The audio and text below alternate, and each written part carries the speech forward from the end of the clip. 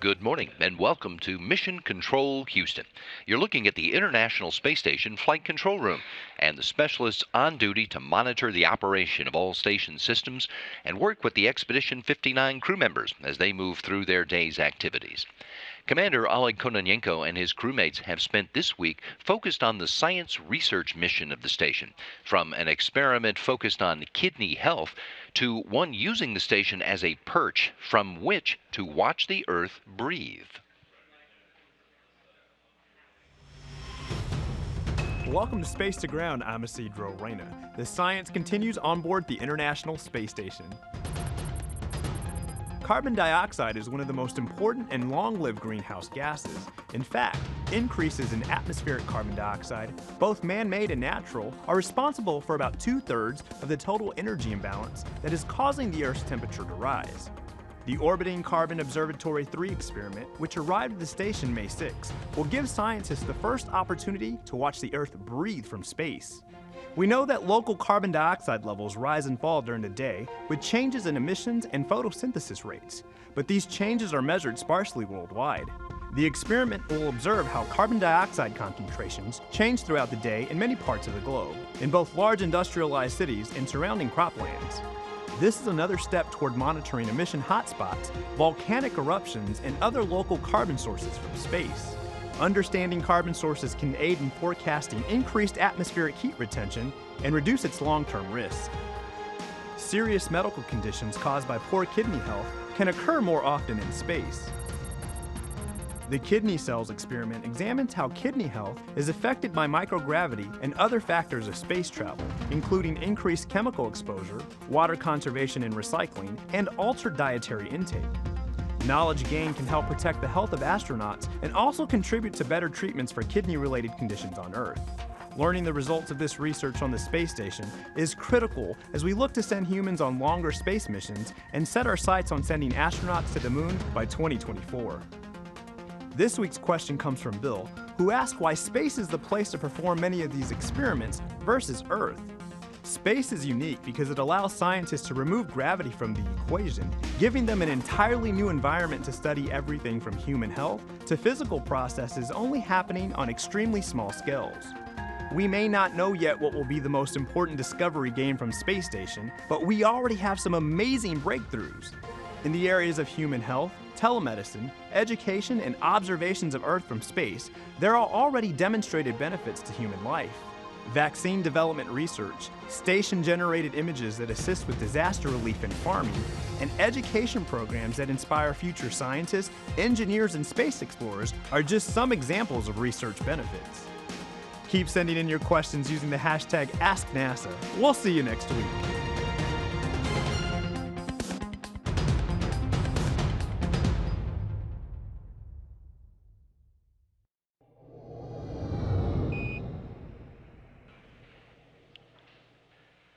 Serving as a one-of-a-kind laboratory for scientific research is a big part of the mission of the International Space Station.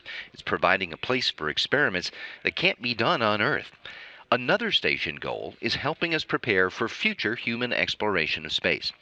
The Rodent research experiment covers both of these goals. Rodent research is a twofold investigation into the treatment of muscle loss in space, which may have implications for patients on Earth with muscle-wasting diseases. The experiment studies the effectiveness of a drug compound as well as the nanochannel drug delivery implant.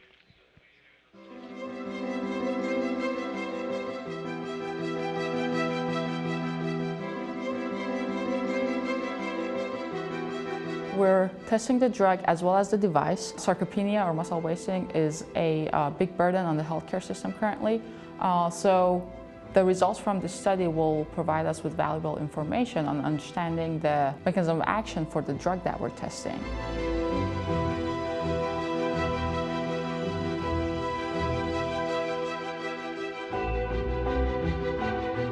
Now, the other unique aspect of it is the nanochannel delivery system that is implanted in the mice. These nanochannel membranes are microfabricated with the same type of technology that you use for make computer chips, because we have realized that if we take channels that they are that small and we use them as a rate-limiting membrane, we can achieve a very steady and controlled delivery of the drug without any sort of pumping mechanism on board of our implants. So that makes a very small, very effective implantable delivery system.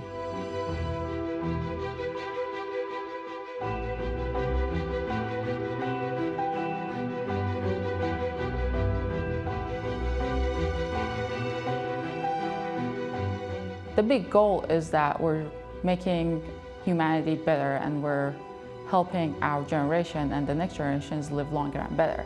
So at the end of the day, if we can accomplish that, it makes it all worth it.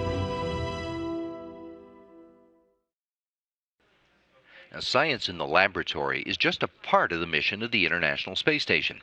It also encourages the commercialization of spaceflight and space research and international cooperation, and helps prepare us for the next steps in space exploration, including returning to the moon by 2024.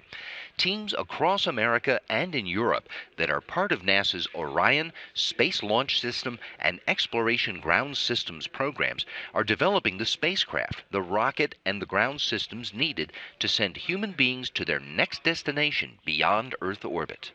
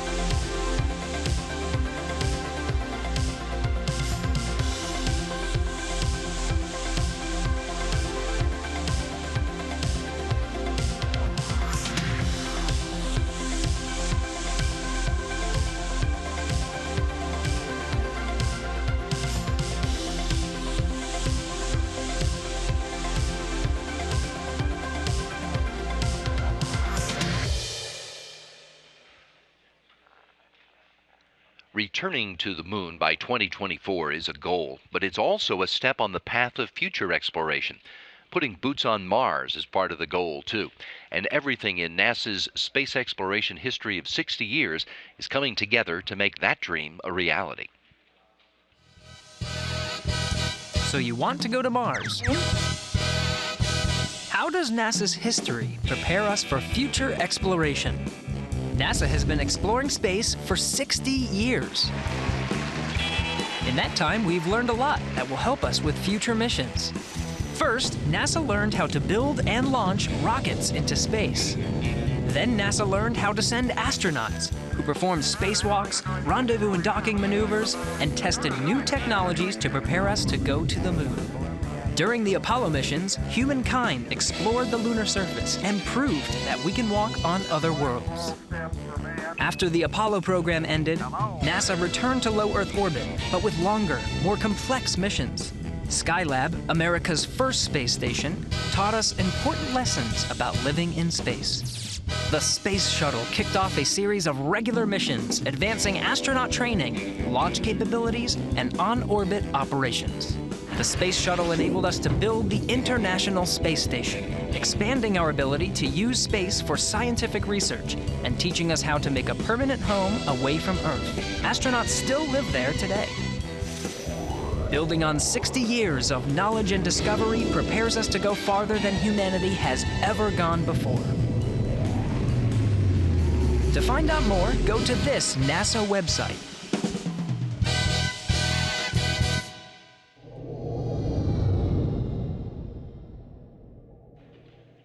In supporting plans for future space exploration, the International Space Station is letting the engineers who are developing the spaceships of the future work out the issues with the systems they're designing to support the astronauts who will make those trips beyond Earth orbit one day. Systems such as those that will provide clean water. In this installation of the demonstration video series, astronaut Drew Feustel discusses the water recovery system used to recycle crew wastewater for consumption.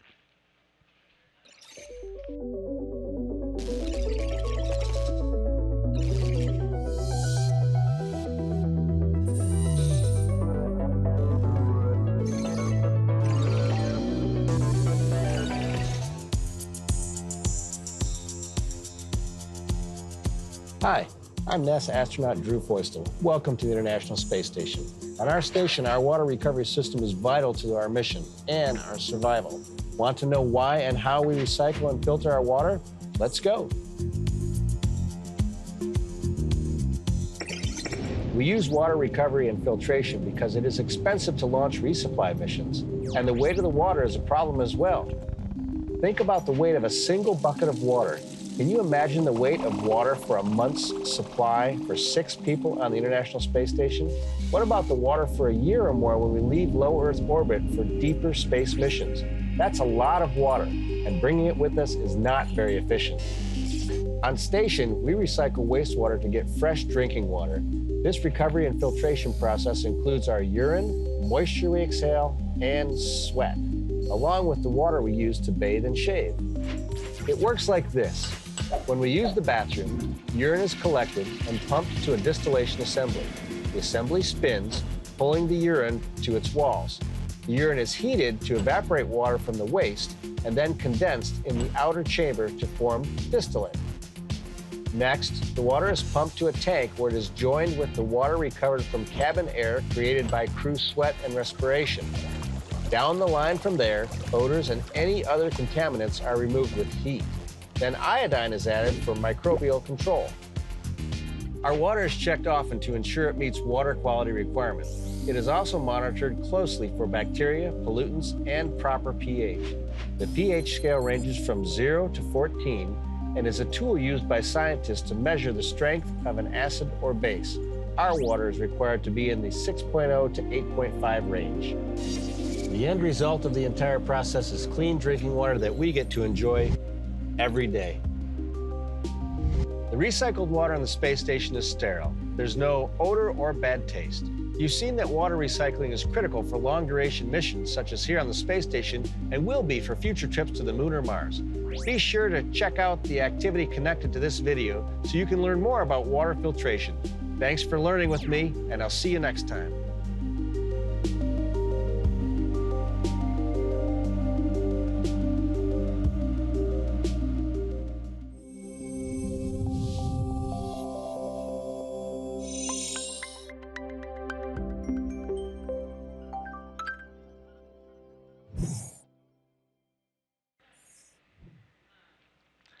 Lessons from space during the year of education on station, like the one Drew Feustel taught, were designed to help students and their teachers on the ground in their study of science, technology, engineering, and math.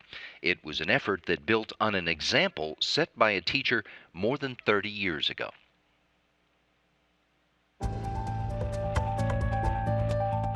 Reach for it.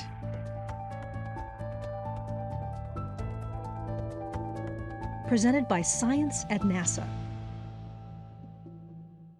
In August 1984, President Ronald Reagan announced NASA's plan to send one of America's finest, a teacher, to space aboard Space Shuttle Challenger.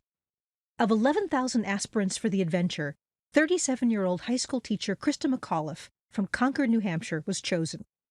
As the first teacher traveling to space, she planned to conduct science demonstrations from low Earth orbit to get students, quote, excited about history, about the future, and about space, end quote. Tragically, Challenger broke apart soon after liftoff on January 28, 1986. There were no survivors, and McAuliffe's planned demonstrations were shelved. International Space Station astronauts Joe Acaba and Ricky Arnold have brought McAuliffe's mission full circle by completing and filming on orbit her envisioned lessons as a tribute to her legacy. U.S. crew members aboard the station have also performed and captured other brief, engaging lessons, or STEmonstrations. As part of the Year of Education on Station, NASA has made all of the demos available to classrooms around the world. Chromatography is one of the most interesting McAuliffe lessons Acaba and Arnold have brought to life. It provides hands-on activities for students to understand the importance of capillary action and chromatography, and compare how they work in microgravity versus on Earth. Capillary action occurs anytime a liquid spontaneously flows into a narrow tube or porous material. It's how plants get water from their roots to their leaves. It's how our blood makes a round trip through our bodies. And it's how those paper towels soaked up the orange juice you spilled this morning. Chromatography is a technique that uses capillary action to separate mixtures so they can be analyzed. On Earth, chromatography is used for activities such as studying samples at a crime scene. Chromatography is an essential technique for spaceflight, too. For instance, keeping crew persons safe from contaminants includes analyzing unknowns, which can be critical on long space missions. An example of a Year of Education STEmonstration features NASA astronaut Randy Bresnik slingshotting objects of all sizes across the inside of the space station with a bungee cord. He's illustrating how Newton's second law of motion holds true in microgravity, just like on Earth. Simply put, Newton's law states that the greater the mass of an object, the more force it will take to accelerate it. Year of Education on Station also included more than 60 opportunities for hundreds of students and teachers to connect via in-flight education downlinks with astronauts aboard the space station for live question and answer sessions. Participants ask questions about all aspects of living and working in space. Hi, my name is Ramsey, and my question is, have you ever had the idea to get a lot of water, pour it out, and see what happens? See how it just sticks to my hand? It just waves there. It doesn't really go anywhere. It just sticks right to the surface, so I could drink my lemonade right from my hand. How do you grow plants in microgravity without soil and water getting everywhere? One of the plants actually uses pillows that are impregnated with moisture and the nutrients they need. We have another advanced plant habitat that I've been working on where there's a reservoir in the water. It's all very controlled, pretty much soil-free. The important thing is nutrients and water. Hi, I'm Lexi. Would a yo-yo work in microgravity? I didn't have a lot of time to practice, so here we go. My first yo-yo. So it works, but it's a little bit different. So thanks for the question and letting me find out if they do work. With the Year of Education on Station, NASA's goal was to do what Krista and her optimism did so well: inspire students and teachers to, quote, reach for it, push yourself as far as you can, end quote. For more on NASA's Year of Education on Station, Go to www.nasa.gov/STEMOnStation. For other inspiring NASA happenings, visit science.nasa.gov.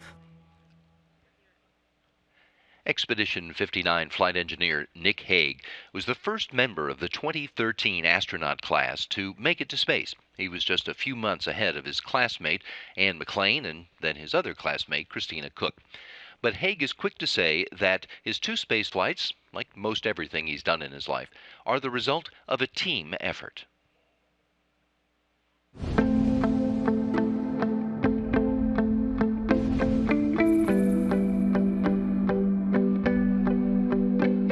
grew up in western Kansas, and I love figuring out how things work. When I was young, I liked breaking things and putting them back together. My entry into aviation started as a flight test engineer. I was an engineer working in a laboratory designing satellite systems and was accepted into the Air Force Test Pilot School. But I think that the amazing experience was just the breadth of airframes that I was able to explore and to test out. Everything from the most complicated fighters that we have out there to home-built aircraft. And that diversity of exposure really scratched my engineering itch to really get an understanding of what aviation's about. So my wife and I are both graduates of the Air Force Academy. The Air Force is the only way we would have ever met. My wife is from New York, I'm from Kansas. Our paths would have never crossed, so we owe everything to the Air Force and the Air Force Academy for bringing us together. We're both in service. We're both committed to serving our country. But more importantly, I think it's committed to serving something larger than ourselves. It's all about teamwork. Every assignment I've had, I've been part of a team.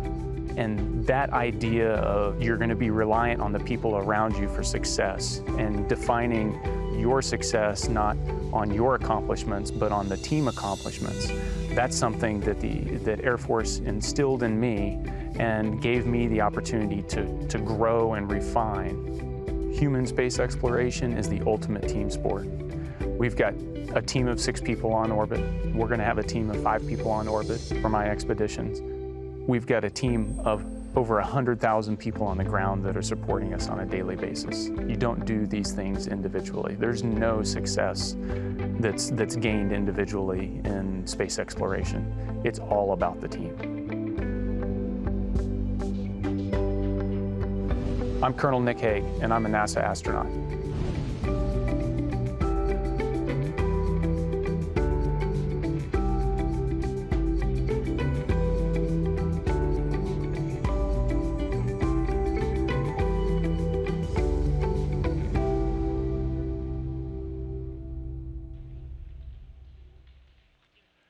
Robotic technology that was originally developed for the International Space Station has found a way to help humans here on Earth in the operating room.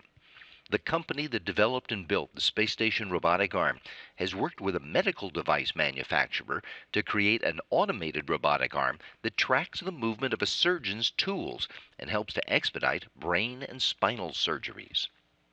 The International Space Station is probably the most fantastic vehicle ever built. It's a one-of-a-kind laboratory orbiting about 250 miles above the Earth. And we perform experiments on the International Space Station. We can do science, we can do experiments, we can learn how to do things out of this world. And the result will help benefit the people on the ground.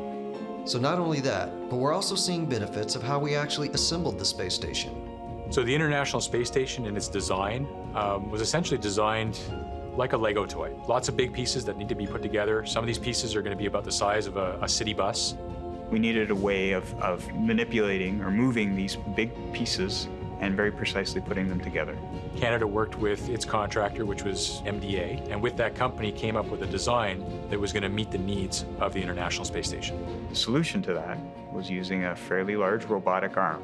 And that system ended up being Canadarm2. It could move around the space station, grab payloads, move them to where they needed to be so that the space station could be assembled. You couldn't have built a vehicle like the International Space Station without a robotic system like this.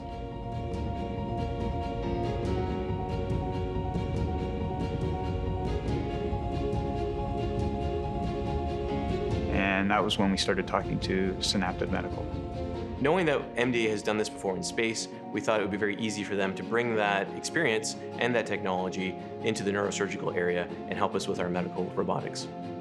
We worked with MDA to create Drive. Drive is a robot mounted onto a base that holds a surgical camera that can be automatically positioned to any surgical instrument that's tracked by our system. What this arm does, it follows you and it tracks you, so it speeds up efficiency. Ultimately, using the Drive system allows the surgeon to have shorter surgical times, which means shorter recovery times for the patient, and ultimately that's better for the hospital and the patient. But what the robot does for us is that it allows us to do it safer.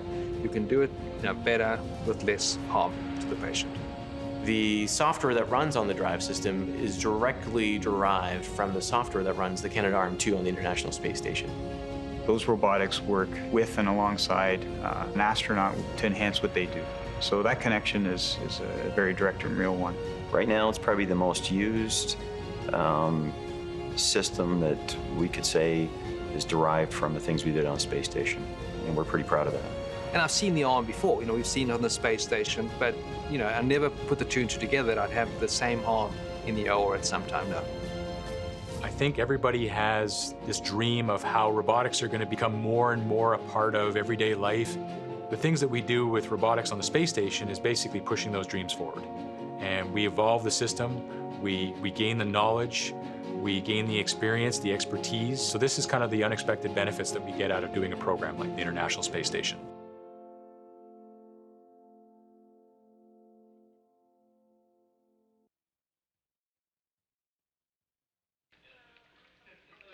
If you'd like to get another look at any of the stories we featured today, you can. Check us out on YouTube and Facebook at those addresses. They're conveniently displayed on your NASA TV screen. And while you're there, check out lots of other cool stuff that you can find about NASA and America's human spaceflight program. And while you're out there on the internet, you should also check out Houston, We Have a Podcast. That's folks here at NASA talking about their work in all aspects of space exploration. We post new episodes on Fridays, and today, in recognition of the May 18th 50th anniversary of the launch of Apollo 10, the last rehearsal of the first moon landing, we let you in on a recent discussion of that mission and its impact on subsequent missions. This features astronaut Tom Stafford, the man who commanded Apollo 10 and later the Apollo-Soyuz test project, America's first cooperative flight with the Russian space program. Go to nasa.gov/podcasts for today's episode, as well as the full library of all of the NASA podcasts, all of which you can also listen to on Apple Podcasts, Google Podcasts, and SoundCloud. This is Mission Control, Houston.